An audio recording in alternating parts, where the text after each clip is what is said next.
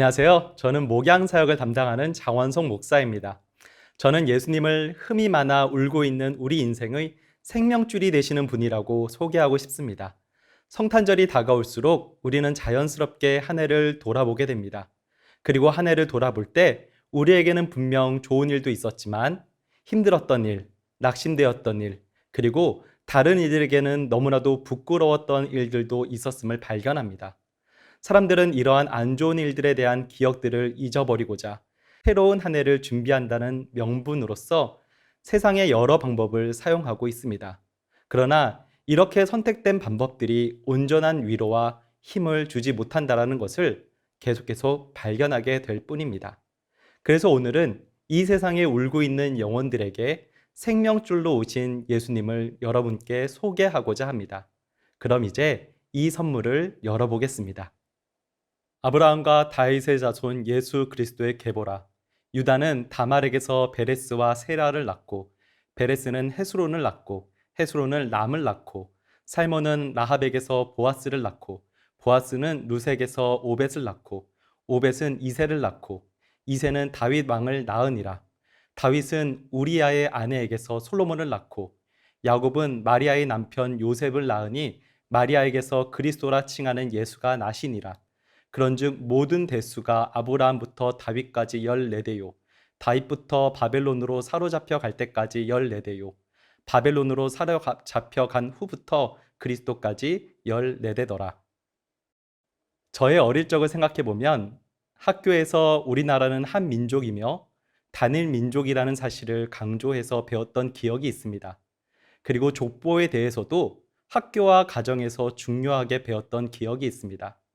그래서 저의 경우는 어린 시절 족보에 나오는 내가 어느 장씨이며 무슨 파이고 몇 대 손인지를 수첩에 적어가며 외웠었고 친구들끼리도 서로 물어봤던 기억이 있습니다.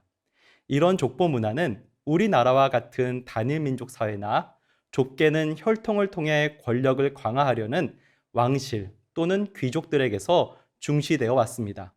왜냐하면 족보는 그 집안의 역사와 뿌리를 보여주고 개인적으로는 이 신원 확인의 역할을 하기 때문입니다. 이런 족보의 중요성은 단일 민족성으로서의 자부심을 가지고 있던 유대인들에게도 비슷하게 드러납니다. 그들에게 족보는 자신의 지파와 뿌리와 같은 그 가족의 역사 정보를 드러내며 이는 종합적으로 자신이 진정한 하나님의 선민임을 보여주는 이력서와 같은 기능을 하기 때문입니다. 그렇기에 가장 유대적인 복음서라 평가받는 마태복음이 예수님의 족보로부터 시작되는 것은 지극히 자연스러운 현상입니다. 그러나 오늘 본문에서 나타나는 이 예수님의 족보는 그저 예수님의 이력서의 역할만을 한다고 보기에는 조금 어색한 것이 사실입니다.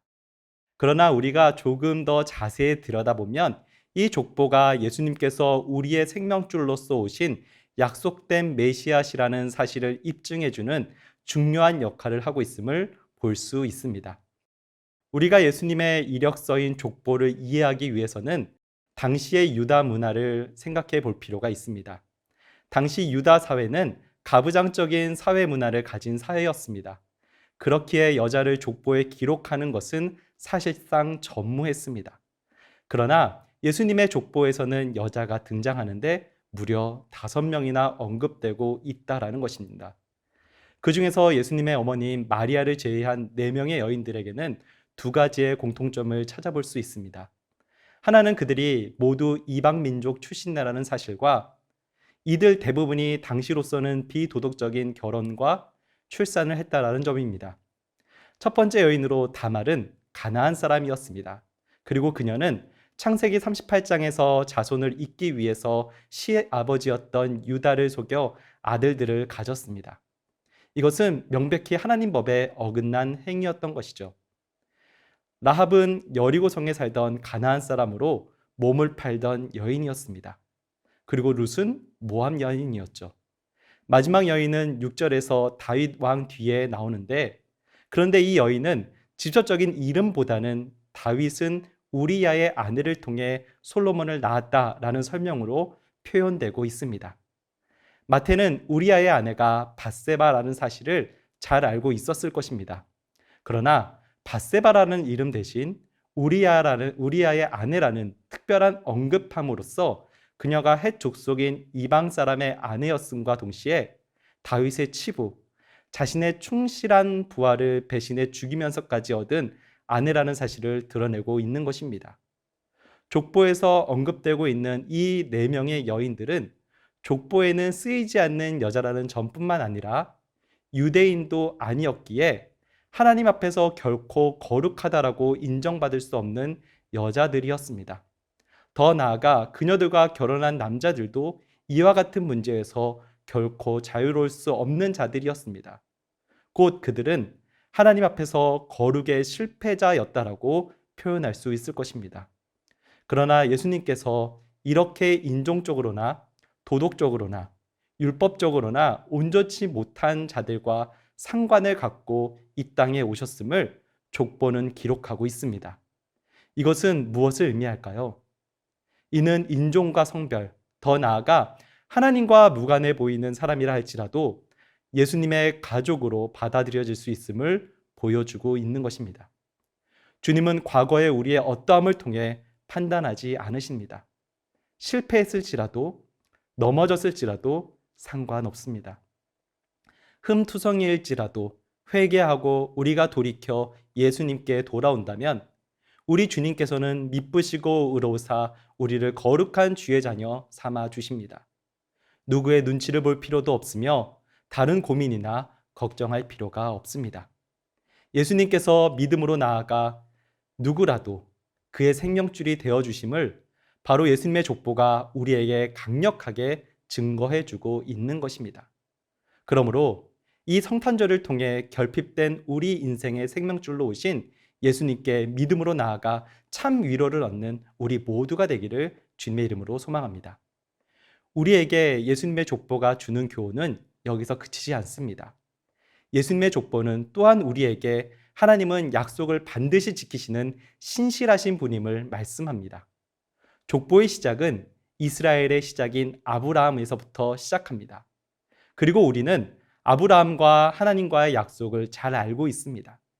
창세기 22장 18절에서 하나님께서는 아브라함에게 내 씨로 말미암아 천한 만민이 복을 받으리라라고 약속하셨습니다. 더 나아가 족보에 나오고 있는 다윗에게도 하나님께서는 내 씨로 말미암아 그의 나라가 견고하게 서리라는 약속을 하셨습니다. 하지만 이 약속이 이루어지는 데는 상당히 오랜 시간이 걸렸습니다. 바벨론에게 나라가 망하였고 포로로 돌아온 후로부터 그리스도께서 태어나시기 직전까지 한 400년 동안 선지자마저도 보내시지 않으시는 하나님의 침묵의 기간도 있었기 때문입니다. 그러나 하나님께서는 이스라엘을 잊지 않으시고 자신의 아들을 보내셨습니다. 분명 우리의 눈과 생각으로는 하나님의 시간표를 판단할 수도 이해할 수도 없습니다. 그러나 우리의 생각으로는 더디 오시는 것처럼 보일지라도 하나님께서는 가장 완벽한 자신의 때에 자신의 약속을 잊지 않으시고 꼭 지키사 예수 그리스도를 우리에게 보내셨습니다. 그렇습니다. 우리 주님은 반드시 자신의 약속을 지키시는 분이십니다. 이제 이 주님께서 우리에게 약속하십니다. 예수님을 믿는 우리를 사랑하사 멸망치 않고 영생을 얻게 하시며 세상 끝날까지 우리와 함께 하시겠다 약속하시고 계십니다. 하나님께서는 우리와 하신 약속을 기억하시고 이를 이루시기까지 예수 그리스도를 보내신 것처럼 우리의 상상을 초월하는 방법으로 지금도 역사하고 계실 줄로 믿습니다. 말씀을 정리합니다. 올 한 해 나의 삶을 돌아볼 때 그리고 그것을 주님께 내려놓을 때 어쩌면 부끄러운 일이 더 많을 것입니다. 그러나 오늘 말씀인 예수님의 족보는 우리에게 나는 흠투성인 인생, 울고 있는 인생 가운데 생명줄로 왔다라고 그리고 너희를 구원하고 위로하는 예수라고 증거하고 있는 것입니다. 그리고 이를 끝까지 지키겠다라고 약속하고 계십니다. 성탄절은 바로 하나님께서 이 목적을 지금도 이루고 계시는 것을 뜻하는 날입니다. 이제 이 성탄절을 맞아 주님을 묵상함으로 우리의 죄보다 더 크신 그분께 나아오는 우리 모두가 되기를 소원합니다. 우리의 상처보다 더 크신 주님의 사랑 안으로 들어오는 우리 모두가 되기를 바랍니다. 그러므로 우리의 생명주이신 예수님과 함께 즐거운 성탄절을 누리는 모든 성도분 다 되시기를 주님의 이름으로 축복합니다. 아래 기도 제목을 가지고 함께 기도하도록 하겠습니다. 첫 번째 기도 제목입니다. 흠투성이인 우리 인생의 생명줄로 오신 주님을 묵상함으로 감사가 넘치는 하루가 되게 하소서. 신실하신 하나님을 기억하고 믿는 자들에게 넘치도록 주시는 하나님의 은혜를 기대하며 이 세상에서 그리스도의 제자로 살아가게 하소서. 크리스마스를 통하여 위로가 필요한 영혼들이 생명줄 되시는 주님께 돌아오는 시간이 되게 하소서. 우리 기도 제목을 가지고 함께 기도하도록 하겠습니다.